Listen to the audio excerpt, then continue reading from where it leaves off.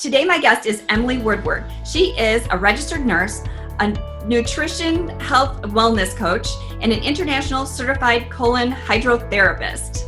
So, Emily, so happy to have you here with us today.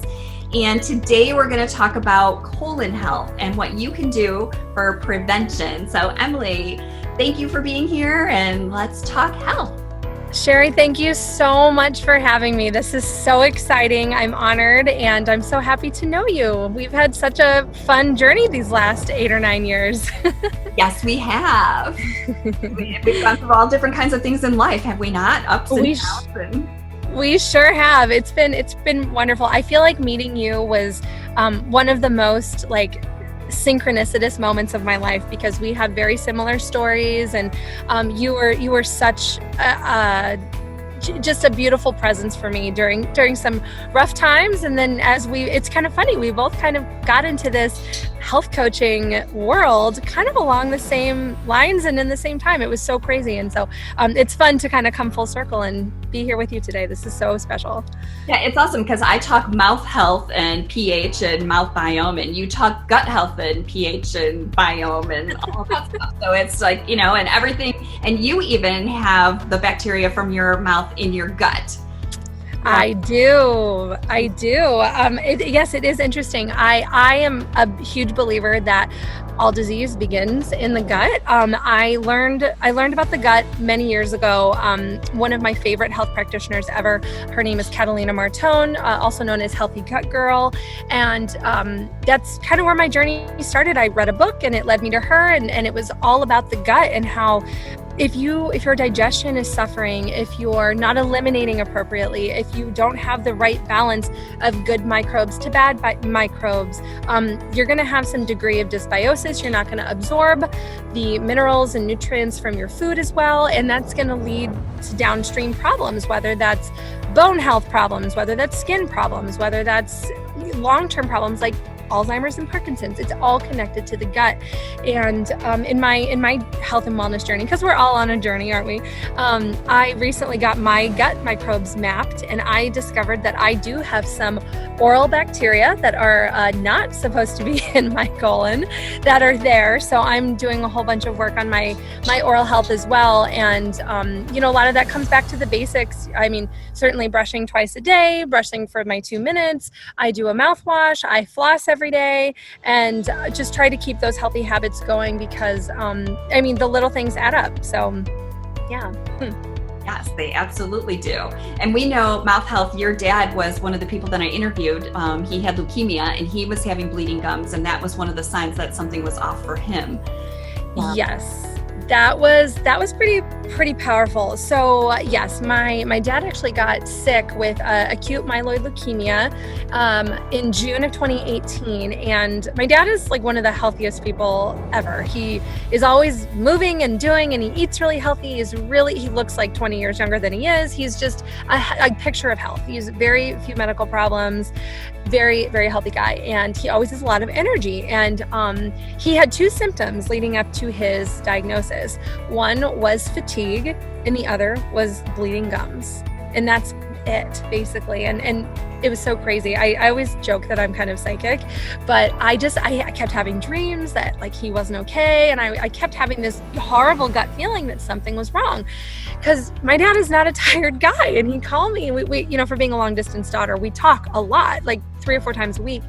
And I remember talking to him, and it was May, it's summertime in Illinois, the weather's getting nice, and he's a guy that loves the sun and loves the pool and all the things. And he was like, I just don't feel like opening the pool, or I'm just too tired. I don't feel like mowing. I'm like, that is so not my dad. And then one morning he woke up with a little circle of blood, dry blood around his mouth, and saw that his gums were bleeding. And then he ended up going to get some lab work done, and the lab showed that his white count, his platelets, his hemoglobin, everything was off the charts, crazy bad. And it was a day later he got diagnosed with AML, very aggressive AML actually, and he only had 2 weeks of symptoms. So thank goodness he paid attention, and his body gave him a warning, because I don't know where we'd be if he didn't listen to that. So and that's where we can segue into the warning signs and the warning symptoms, like symptoms in your mouth, symptoms in your gut. So what could we do to help? Like, what are the warning signs? What should we look for? And then we'll go into prevention and food. Absolutely. I'm a huge believer that food is medicine. Absolutely. I do think that we've sort of gotten away from that sort of thinking over the last, I don't even know how many years, but several decades, where, food has become really convenient and it's really easy and it's very processed, and we don't look at food with these healing capabilities that they do have. We don't see that anymore. And so I think if we were to change the lens and look at our food as nourishment, as medicine, and start there, we're meant to enjoy food. We are meant to eat an array of beautiful fruits and vegetables and colors and grains and whole foods and beautiful. Food is fun. Like I am the first person to admit I am such a food snob. I love food. I spend a lot of time in my kitchen, and it's always one of the things that I try to instill in my clients is just learn to have fun with food. Like, if you look at food as this magical event and it's like, oh my gosh, this beautiful salad, not only is it pretty, but it's going to nourish me, and this is going to give me the minerals and the nutrients that I need for my body to do its job. And I do think that we've gotten away from looking at our bodies as allies. We've sort of adopted this way of thinking where we're like, oh my gosh, if my body's not working, I'm broken, something's wrong, or I need to outsource what I know in my own body to someone else. And that's really where my work, I think, really makes a lasting impact, because I like to teach people, it starts with you. Health does not begin at your doctor's office. It begins in your kitchen every single day. It begins in those healthy habits you establish every day. So to kind of go back to your original question, if we look at food as medicine and we enjoy healthy foods,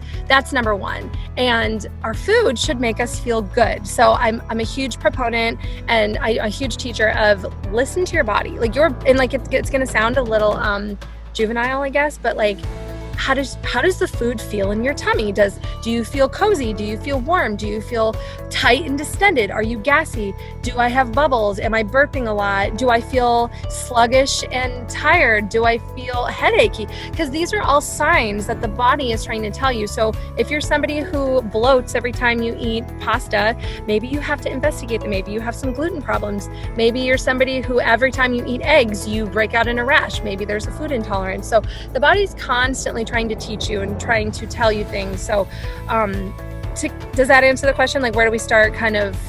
It does. I think that from my standpoint, from dental hygiene, when we moved into the agricultural revolution and food became processed and women started going to work and nursing less, that's when our mouth started to change. We started to collapse. Our jaws, instead of being expanded because we aren't nursing until our children are 3 or 5 like we used to, through the growth and development, now you're seeing more crowded teeth, you're seeing more blocked airways, you're seeing more vaulted palates. And so not chewing our food and having more processed food is kind of the cause of all that stuff that's going on in our mouth orally and why our kids can't breathe. And then when they can't breathe, they're not getting enough oxygen, they're not getting enough nitric oxide, and that's leading to other problems. So that's how it's connected. Like, your gut is your second brain, is what they're saying. But your mouth has a lot to do with all of that stuff, and what you put in is really, really important. And we want easy. We want processed, easy foods, and we want people to take care of us. But we want to be healthy. We need to take the time and cook and see what we're eating and more. We need to drink too much, like our kids do applesauce and soft foods. They're not chewing as much to begin with. So we're giving them bottles now, and they're not chewing as much. So that's affecting things. That's so powerful, Sherry. And, kind of to piggyback on what you said about like the gut brain, the gut is our second brain. Just in my studies, unbelievable to find out that literally there's one cell layer separating what's in your intestines, in your stomach, your GI tract, in your immune system. So much of our health comes from the gut. And if we're not nourishing appropriately, if we're not establishing daily healthy habits, it makes sense to me why our immune systems are suffering and why we're sicker and why we are seeing illness in younger generations and why we're seeing these crazy things that we never used to see before. It's really interesting and sad and scary, but also I think it's really empowering, because when people just need to realize, like, we can make changes happen. I mean, and no change happens overnight at all, but when we do sustainable small things day in and day out, and maybe not every day, but like, I don't know, 6 out of 7 days, I think that really adds up in the long run. And so, but the gut brain, it's so amazing. And like the gut microbes, I mean, literally we're 10% human. We have more bacteria on us and in us dictating our thoughts, our hunger patterns, our how we carry weight, anything you can imagine. 10% of us compared to the other 90%, only the 10% is actual human cells. How amazing is that? It is. And we are one with these microbes. And how much our body is water, and we need water. But it's so powerful how just little things like drinking half your weight in water every single day is magic for your body. You know, they say that, you know, we have trillions and trillions of cells, but the space in between your cells, your interstitial fluid, that's water. In the body, it's like a sponge. We need to wring it out and then expand. And like, we're not static creatures. We are fluid. We are constantly changing and moving and growing and stretching. And the body alongside that magic that is this existence, like the body wants that. And so even something like drinking half your weight in ounces every day in water, that is going to provide you with unbelievable benefits. So yeah, not only, and even your mouth too, because the water has a neutral pH of 7. So if you can control the pH in your mouth, you can control dental disease.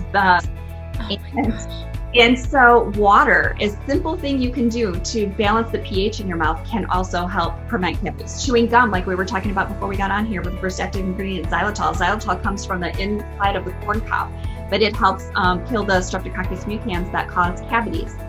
So, I mean, and chewing, the actual act of chewing the gum helps just your jaws evolve. Unless you have TMJ, you don't want to chew a lot of gum. But all of that stuff it helps with the gut biome. And you're right, the bacteria is just, and the bacteria that get into your mouth, then when you brush and you get that bleeding, they then accumulate and they contribute to heart disease and diabetes and all of that stuff.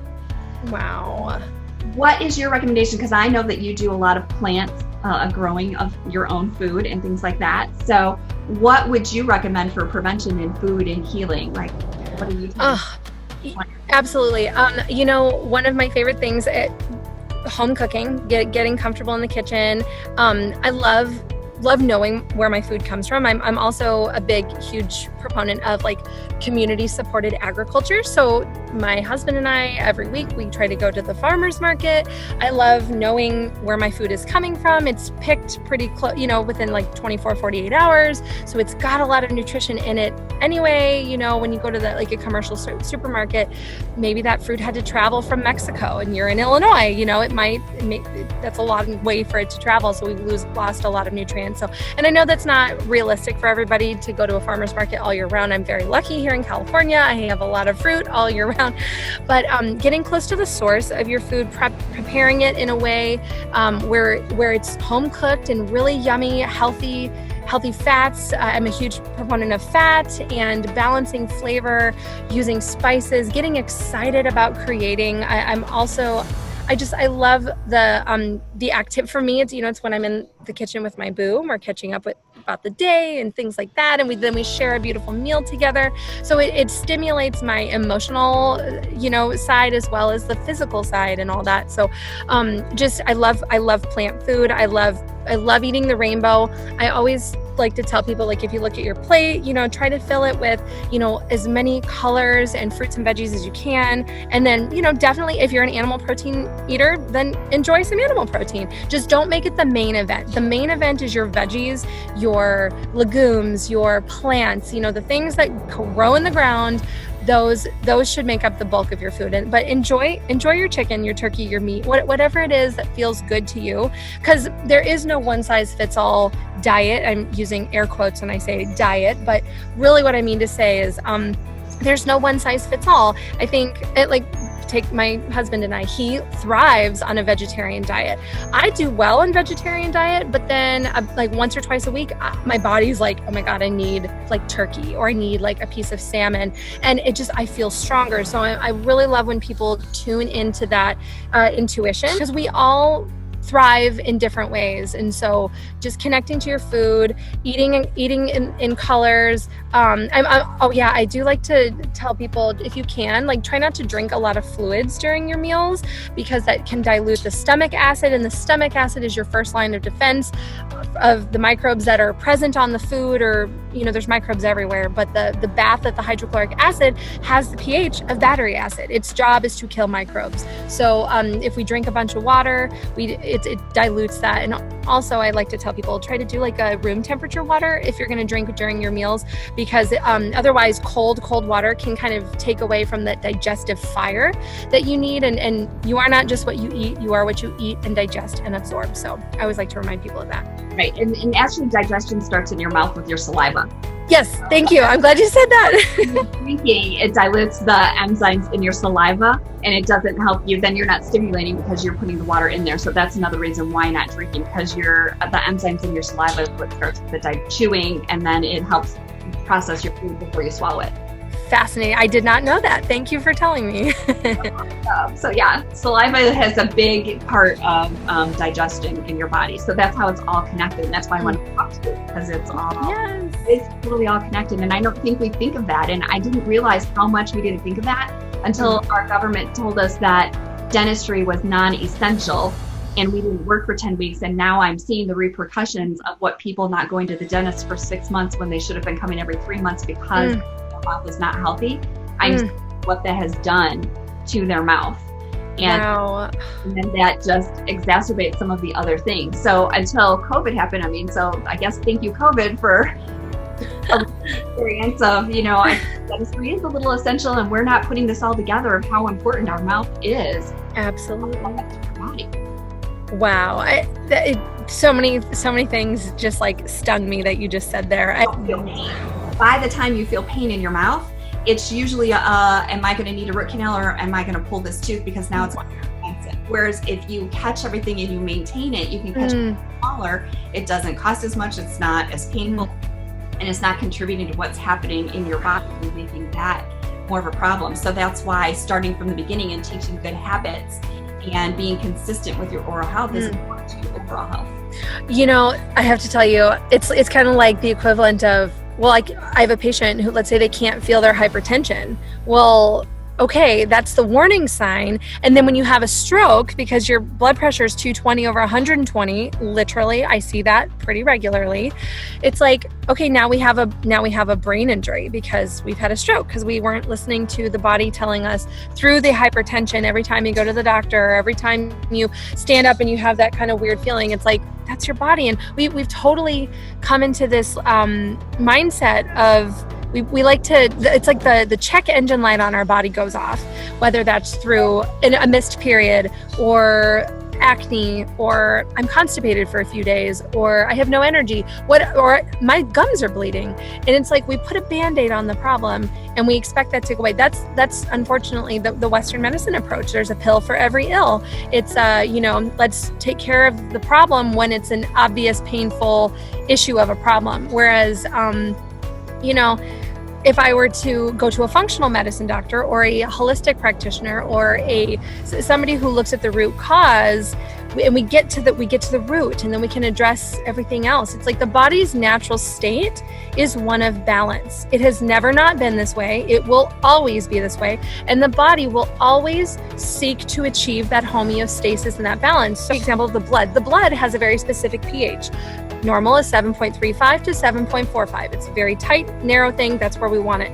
So let's say you've had some really bad habits. Let's say you drink a lot of alcohol and you're eating a lot of sugar and a lot of carbs and everything's out of balance. The blood is like, I'm a little too acidic today, so I'm going to take some minerals from maybe your teeth, maybe your bones, maybe some of your other organs in order to balance that pH of the blood, because if I don't do that, something bad is going to happen. The wisdom of the body is so brilliant. So it's like coming back to balance. And so to kind of, bring this back full circle to what we're talking about, it's like the body wants balance. And I don't think when I think about how I teach my clients, and even as I approach every single day of my own life, you know how we always make time for what matters to us?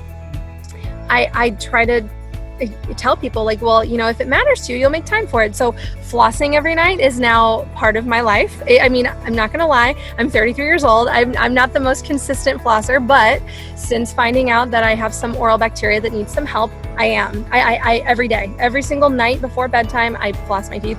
So guess what I have to do? I have to turn my show off or put my book away 5 minutes extra before bed so that I have time to floss my teeth.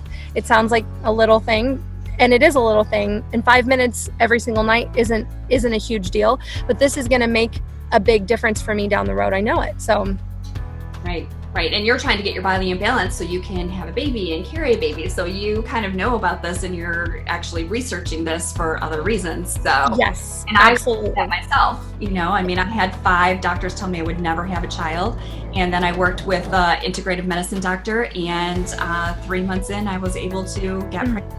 Her full term after 8 miscarriages. So powerful. Because Western medicine and you know, integrative medicine, they think completely different, and they look at the body as a whole, and not just want some progesterone to give you some shots. And he actually balanced my whole system that I didn't even realize was imbalanced. Exactly. It again, it's like the wisdom of the body. It knows, and I think a lot of us, I mean, especially me in my journey, I've outsourced a lot of my power to physicians. I was diagnosed with polycystic ovarian syndrome in 2014, and I was given 2 options: metformin or the birth control pill. And something like deep within was like, you know what, that doesn't really feel right. So I'm gonna take this and learn from it. And I did. And then everything changed for me. I found practitioners. I learned about the power of food and mineral balance and stress management. And now I'm a health coach because of all of those things that led to my journey and my management of PCOS. It's unbelievable. And we definitely outsource that power. And I want people to realize it is possible. Everything is possible. Your body healing, your body coming back to balance, your body creating I mean, I think a lot of us have also forgotten what it feels like, or maybe we don't even know what it feels like to be in a healthy, vibrant, thriving body. We don't know what it feels like to feel good. Or a woman who's got period problems, like she just thinks like, oh my gosh, I'm just having horrible PMS every month. That's just the genetic betrayal. That's my legacy of being a woman. No, that's not normal. So let's go inward. Let's listen. The body will always tell you what it needs. And maybe that's through bleeding gums. Maybe that's through gingivitis. Maybe that's through a cavity. Regardless, we need to be listening to our bodies, because they will never lie to us. And you know what? What's interesting is the body will eventually demand you tell the truth. And what I mean to say about that is like, you know, if I just ignore something and I just put the little Band-Aid over the check engine light, eventually something big and bad and ugly is going to rear its head eventually if I don't listen now. So going inward, it's so powerful. Well, and that's like cavities, like you said. Like a lot of people just feel like they have soft teeth and they're like, well, I just have soft teeth. It runs in my family. Well, teeth are the hardest substance in your body. So you don't just have soft teeth. You have the bacteria or the biome that's coming from your gut, or you have the pH, or you have gastric reflux, and that's what's creating your soft teeth. It's the acid. It's not that you just have soft teeth. It's that you have something that's causing you to have these, and that's why you need to listen to that. So dental disease is definitely a sign. None of it's normal. It's all reversible. So it's just a matter of, you know, when you do something about it, and everything goes back to the root cause. Like you said. So powerful.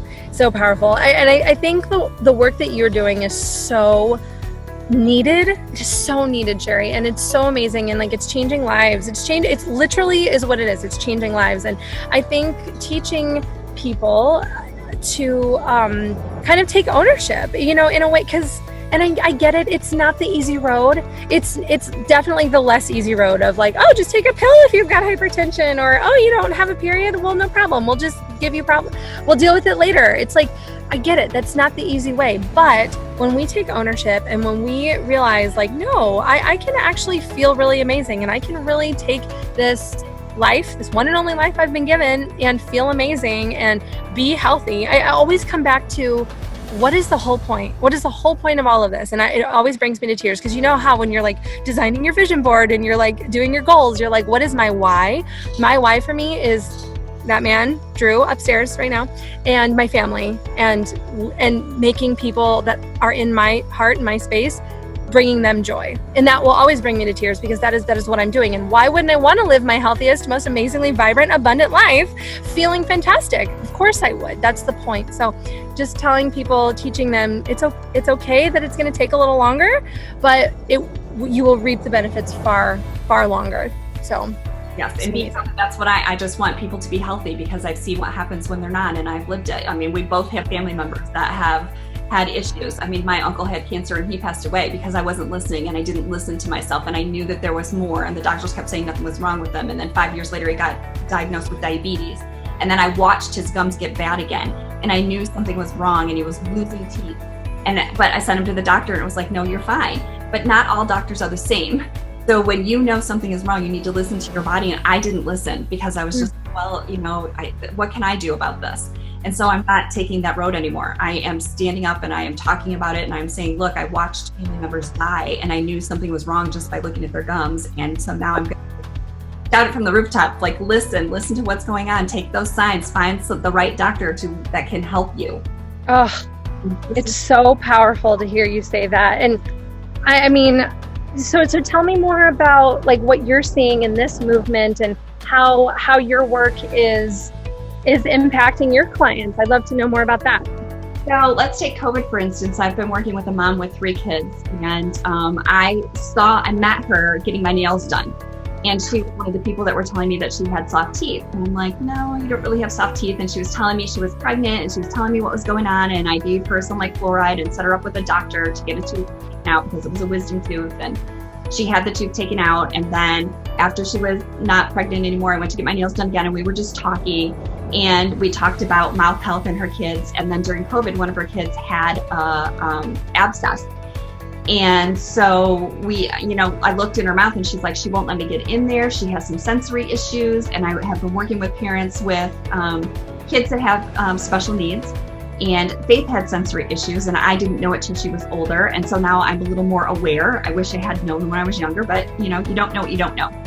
And so that's kind of what led me down this path, kind of like you're going down your path, you live it, and so then you want to share it, because you don't want somebody else to go through what you're going through.